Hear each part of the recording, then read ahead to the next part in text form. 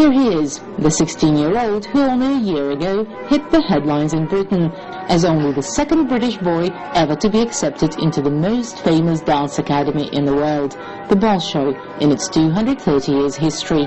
A year on, his mother is challenging the British authorities, who not only refused her a grant to help with the cost of his studies in Russia, but even deprived her of child benefit payments.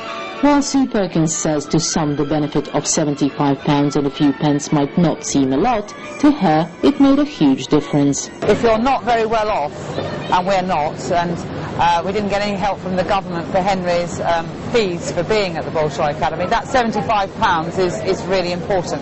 And I still have to feed and clothe him, just like any parent in this country has to do. Sue says she was dealt a double blow when she discovered East European migrants who have moved to Britain are entitled to child benefit, and around £1 million of British taxpayers' money is paid out each month.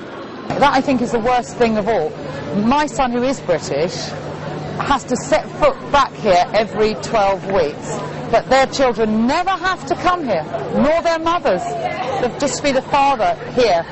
I fear the problem is it's bureaucracy, because the law says that if a pupil from the United Kingdom is studying in Russia, which is outside the EU, then the rules say you can't have the benefit. Well, that's monstrous.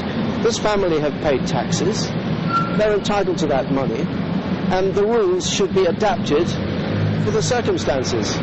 Henry, who started dancing at 5, briefly attended the Royal Ballet School at the age of 11. Then he came across a former Bolshoi principal in London, who introduced him to the Bolshoi school and accompanied him on his successful audition in Moscow. When he went to the Royal Ballet School in the United Kingdom, it was the most unhappy period of his dancing training. And he's had to go all half around the world to be happy dancing, and that's the main thing, he needs to be happy dancing.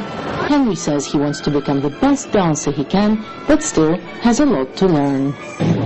I always knew it was going to be a hard ride to get out to Russia to survive in that country, but it eventually just happened. The teaching of technique isn't necessarily different, but it's just that drive out there, the culture they have for perfection and for making sure it's right.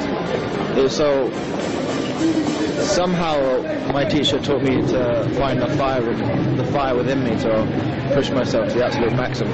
And now his dream of going to Russia to dance has come true. The story of Billy Elliot, a boy from a northern mining town who against all the odds accomplished his dream and became a ballet dancer, has become one of Britain's most successful films. It also received a stage makeover with music penned by Elton John. The irony is that now the British authorities are making it hard for another boy to turn fiction into reality. Daria Pushkova, Russia Today, London.